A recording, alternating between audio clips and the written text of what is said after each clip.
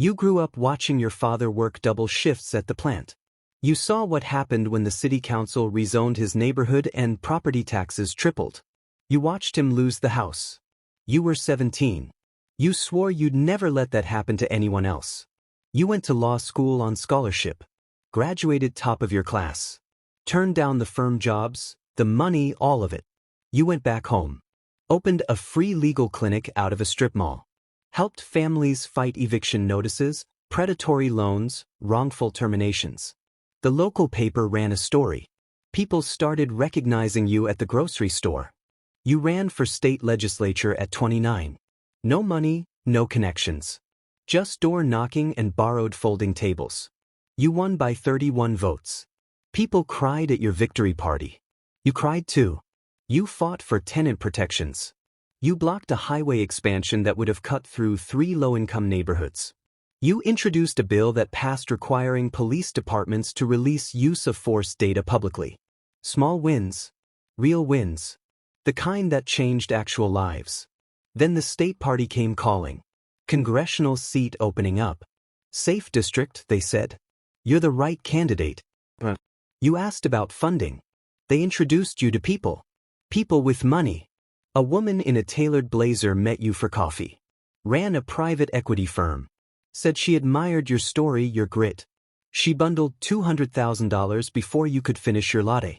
You asked what she expected. She smiled. Just good governance, she said. Smart policy. You told yourself that was fine. Smart policy was what you did anyway. You won by 22 points. Washington felt like arriving on another planet. 8 months in, the woman called. There was an infrastructure bill moving through committee. A small amendment, buried in subsection 14C, that would exempt certain investment vehicles from municipal oversight requirements. She explained it carefully. These were the funds building affordable housing, she said. Too much oversight scared off capital. You wanted affordable housing built, didn't you? You read the amendment 3 times. It was complicated. You voted yes. A year later, another call. A pharmaceutical pricing amendment. She had a friend, a donor, a man who ran a mid-sized drug company. The amendment would slow the implementation of generic drug regulations. Just by 18 months. Just enough time for companies to adjust, she said. Protect American jobs. Protect innovation. You thought about your constituents. You thought about insulin prices. You voted yes anyway. The patient advocacy groups stopped returning your calls. You told yourself it was temporary. That you were playing a longer game. That you needed to stay in office to do the real work. The woman introduced you to others. Dinners. Private events. People who used words like ecosystem and alignment and partnership. You started to speak their language without noticing. You ran for Senate 4 years later. The fundraising was almost easy now. You raised $8 million. You won by a margin nobody expected. That's when you met the architect. He never called himself that. But that's what he was. He didn't fix problems. He designed outcomes. He reached out through a mutual contact. Former staffer. Someone you trusted. They said he was a consultant. Strategic communications. Discreet. He laid it out simply across a restaurant table. You have rivals in the caucus. People blocking your committee assignments. Your agenda. What if their past became a liability? Nothing fabricated, he said quickly. Just amplified. Everyone has something. He simply helped the right things surface at the right times. You told yourself it wasn't the same as inventing lies. These were real things. Just accelerated into the light. You gave him a name. 3 weeks later, your rival withdrew from a committee chair race amid a resurfaced decade-old ethics complaint. Technically accurate. Strategically timed. You got the assignment. The architect called to say congratulations. You now owed each other something, he said pleasantly. That's how it worked. Over the next 4 years, you learned that owing someone something was a debt with compounding interest. You made introductions. You delayed subpoenas. You had quiet conversations with agency heads about the pace of certain investigations.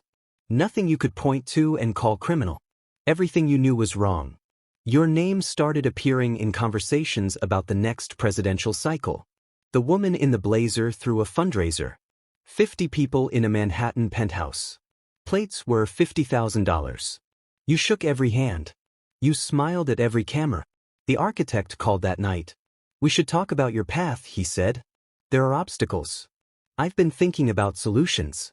There was a prosecutor. Federal. She'd been quietly assembling a case. Not about you. About people around you. But the architect said the edges were getting close. She was methodical, he said. Smart. The kind of person who follows threads. He had an idea. Her supervisor owed a favor to someone who owed a favor to someone. A reassignment. Nothing dramatic. Just moved to a different division, different caseload. The investigation would stall.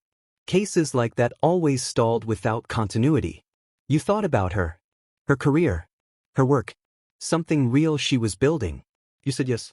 3 months later, she was reassigned to public corruption cases in a satellite office 4 states away. You heard she filed a formal complaint internally. Nobody acted on it. The investigation she'd been running dissolved quietly. You announced your presidential campaign to a crowd of 40,000 people. You talked about your father, the plant, the house he lost. You believed every word even as you said it. That was the strangest part. You still believed it. The primaries went well. The polls looked good. You started to think you'd actually made it. That you'd gotten away with it. That maybe the ends had justified everything. Then the prosecutor published an op-ed. She'd left the department. Gone public. She named no names but described the reassignment, the timing, the pattern. A week later she gave a long interview. She was careful. Precise. She didn't have everything but she had the shape of it. Other journalists started pulling threads. A former staffer talked. Then another. Then someone who'd been in a room with the architect. The architect called. He had a plan. Something decisive. Something that would end the story before it became the story. You knew what he was asking. You'd known this moment was coming. The place where the path went somewhere you could never return from. You were quiet for a long time. Then you asked him something you'd never asked before. You asked him, "Do you actually sleep at night?" He didn't answer. You hung up. You called your campaign manager and told her to start preparing a withdrawal statement. She thought you'd lost your mind. Maybe you had. Maybe you'd finally found it. You called a lawyer. A real one. Someone you'd known in law school, back before all of it. You told her everything. Every name. Every favor. Every yes when you should have said no. The withdrawal announcement collapsed the news cycle for a full day. Your allies acted confused. Your opponents acted satisfied. Nobody expected what came 2 weeks later when the full cooperation with federal investigators was confirmed. The architect is facing charges. The woman in the Blazers firm is under investigation. Several people you introduced to each other are no longer speaking to lawyers who charge by the hour. You're not president. You're not a senator anymore. Your name is attached to things you'd spent years carefully not attaching your name to. But somewhere there's a family who didn't get evicted because of a bill you passed at 29. There's a neighborhood that didn't get bulldozed. There's data online that holds police departments accountable in ways they weren't before you showed up. You think about that sometimes. You think about your father. You think about the strip mall legal clinic and the folding tables and the 31 votes. You wonder if there's still a version of that person in you somewhere. Buried deep. Waiting.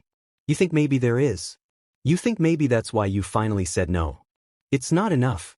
But it's something. And for the first time in a very long time, something is enough.